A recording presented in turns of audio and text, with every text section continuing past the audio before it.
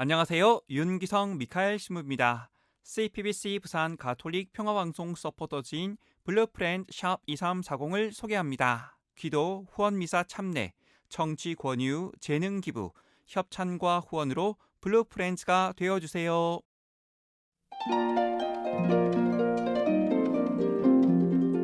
성 베드로와 성 바오로 사도 대축일 난미사에 보내드리는 오늘의 강론. 부산교구 신선성당 주임 이민 미카엘 신부의 강론을 들으시겠습니다. 오늘 복음은 마테오복음 16장 13절에서 19절까지의 말씀입니다.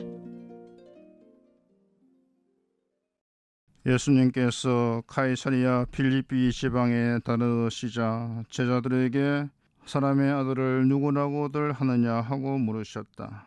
제자들이 대답하였다.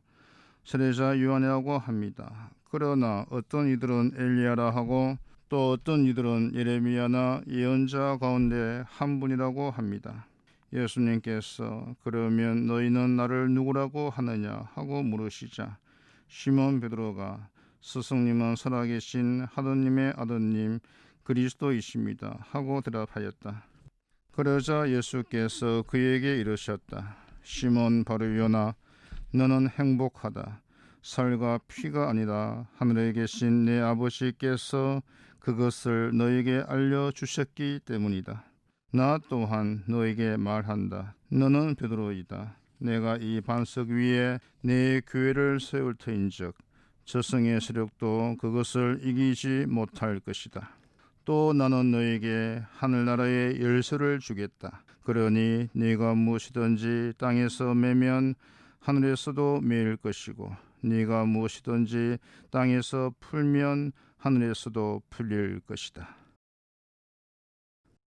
부산 가톨릭 평화방송 청취자 여러분 안녕하십니까? 저는 신선성당 이민 미카엘 신부입니다.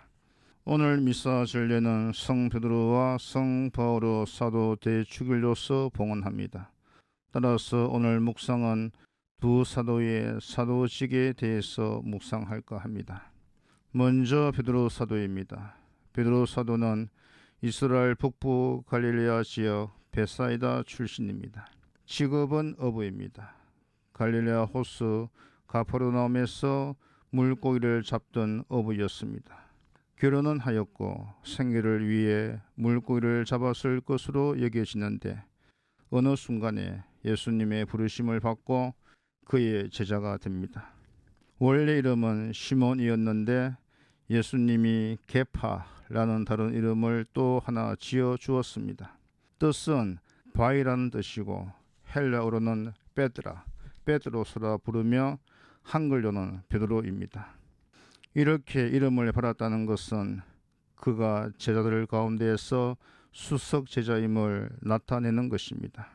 나중에 제자들 가운데에서 처음으로 부활하신 예수님을 뵙고 나서부터는 예루살렘 모 교회의 지도자가 됩니다. 베드로 사도가 예수님을 따라다니던 때에는 베드로 사도는 예수님의 제자이었지 사도는 아니었습니다. 나중에 예수님께서 부활하시어 그에게 나타나시고 그를 부활의 증인으로 삼아 파견하신 후부터 그는 제자에서 사도로 탈바꿈하게 된 것입니다. 사도란 누구인가? 사도는 예수님의 말씀과 행적, 특히 십자가의 죽음과 부활을 증거하기 위하여 파견된 이들을 말합니다. 여기서 중요한 것은 증거하기 위한 사람이라는 것입니다. 유대인이든 이방인이든 누구에게든지 예수님이 메시아여 하나님의 아들이심을 선포하며 그 증거를 말할 수 있는 사람을 가리키는 것입니다. 그렇다면 베드로 사도만큼 예수님을 잘 증거할 수 있는 사람이 어디 있겠습니까? 그는 가장 가까이에서 예수님의 모든 면을 직접 목격하였고 예수님의 음성을 직접 들었습니다. 만일 베드로 사도가 예수님의 수제자, 수석 사도이면서 사도직을 잘 수행하지 못했다면 예수님이 하신 구원 업적들은 어쩌면 이 세상에서 사라졌을지도 모릅니다. 왜냐하면 다른 종교의 성각자들을 보면 그들 대부분은 천수를 다 누리고 돌아가셨습니다. 그래서 살아있는 동안에 충분한 시간을 갖고서 자신의 깨달음을 정리하고 그것을 체계적으로 제자들에게 가르치고 전달하였습니다. 그런데 예수님은 30 초반에 활동을 시작하시고 30 중반에 돌아가셨기 때문에 자신의 뜻을 제자들에게 체계적으로 전해줄 시간이 없었습니다. 오로지 제자들 스스로가 자신들이 목격한 바를 깨닫고 그것을 선포할 수밖에 없었습니다. 바로 여기에서 사도직의 훌륭함이 있는 것입니다.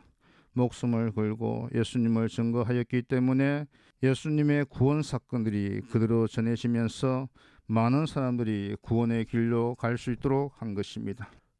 두 번째는 바울요 사도입니다. 바울요 사도가 전한 복음은 오로지 예수님의 죽음과 부활이었습니다.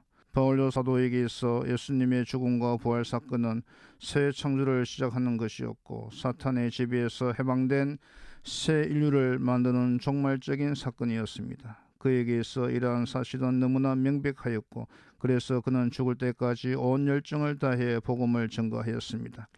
바울요 사도의 특징은 예수 그리스도의 복음을 유대인뿐 아니라 하나님을 전혀 모르는 이방인들에게도 복음을 전하여 그들을 그리스도교 신앙인으로 만들었다는 점입니다.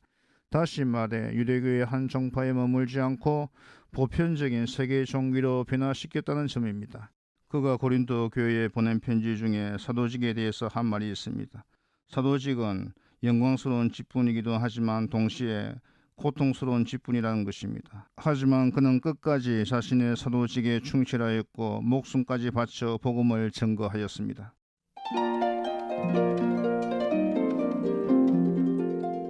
지금까지 부산교구 신선성당 주임 이민 미카엘 신부의 강론을 들으셨습니다. 내일도 이민 신부의 강론이 이어집니다.